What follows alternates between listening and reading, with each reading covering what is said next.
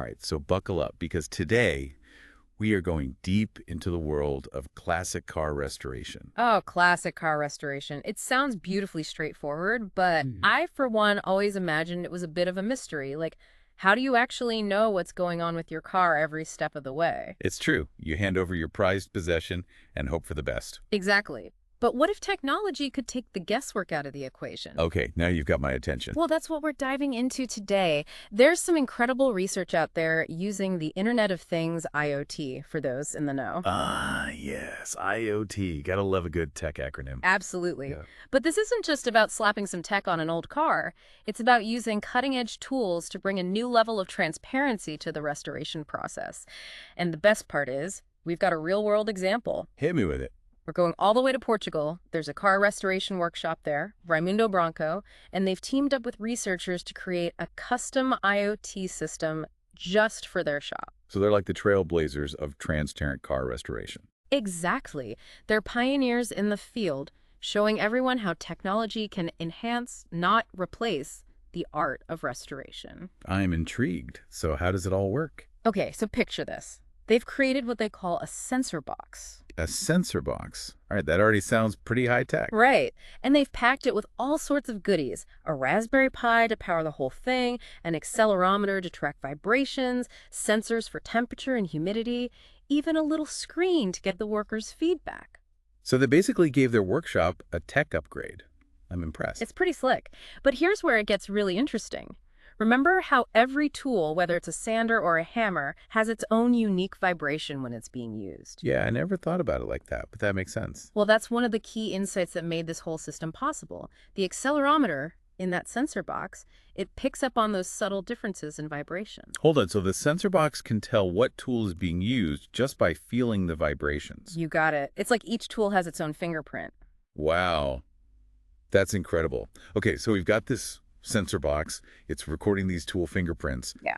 But how do we know what's happening where? I mean, a workshop is a whole space, not just one spot. That's where they got really clever.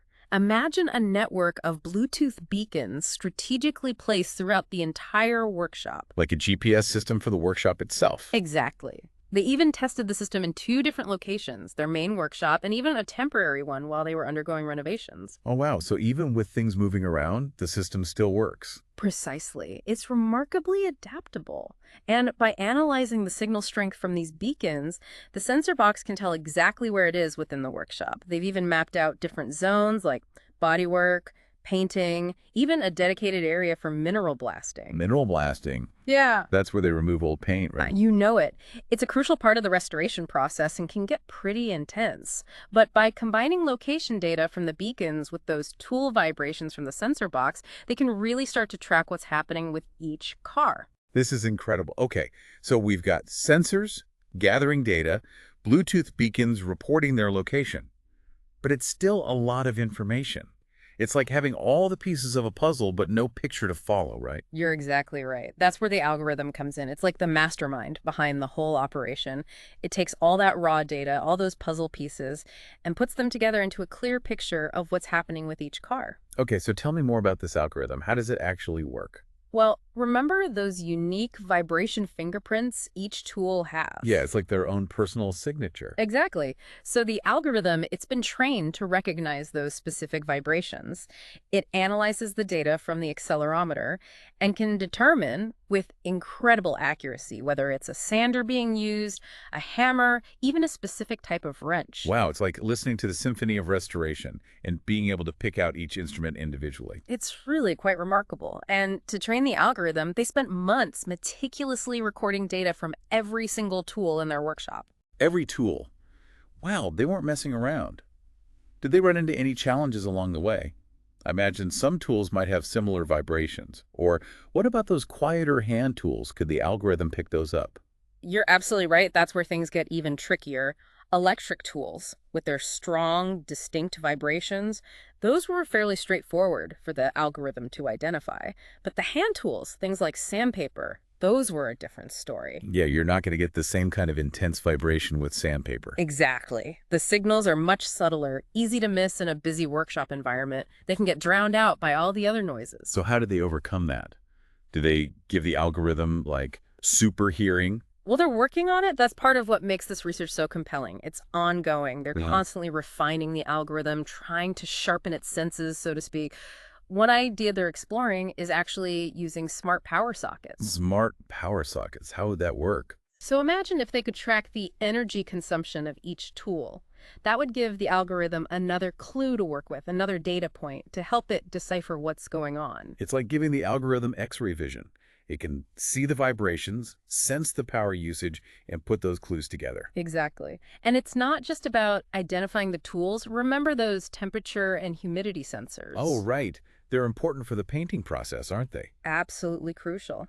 Especially during the curing process, they found that the paint booth could reach temperatures of up to 60 degrees C, which is about 140 degrees FFI for those who prefer Fahrenheit. Wow, that's pretty intense. Did the sensor box hold up okay in that heat? Well, that's another interesting challenge they encountered. They actually put the sensor box through a real-life stress test, putting it in the paint booth during the curing process to see how it would handle the heat. Wait, they baked the sensor box? That's dedication. It's true. And the sensor box itself survived, which is great news.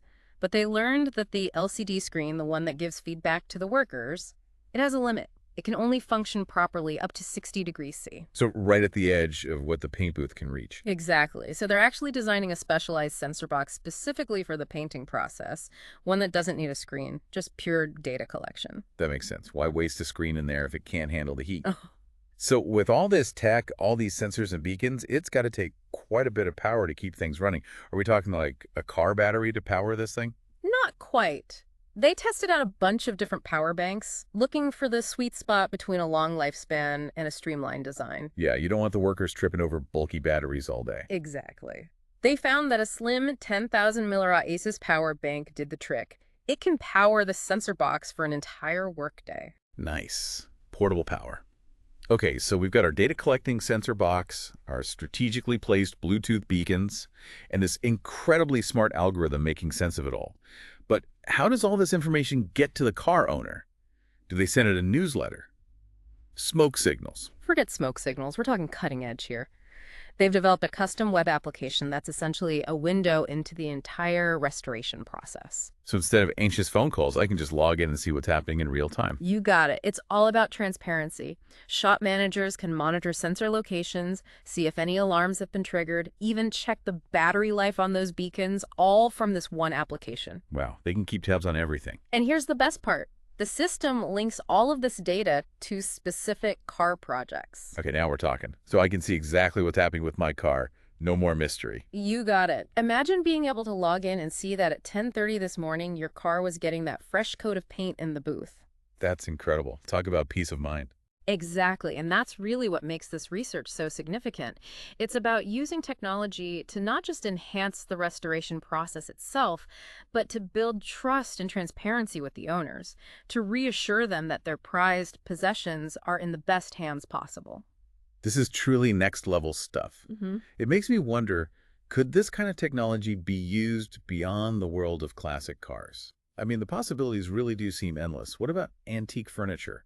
I can only imagine the kind of craftsmanship that goes into restoring something like, say, a really old chair. Oh, absolutely. Imagine being able to see in detail how they bring something like that back to life. Like with this system, you could actually see the specific techniques they use, the types of wood they chose, even all meticulously documented. It'd be like watching history come alive, piece by piece. Exactly. And not just for the person who owns the piece, but think about what it would mean for, like, historical preservation in general.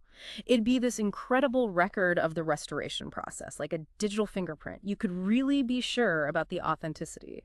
That's huge, actually. Especially with something as valuable as antiques. Yeah. This could be a game changer for verifying the authenticity of so many things. Like, what about high-end watches or rare artwork? Exactly. Anything where knowing the history of the item is essential.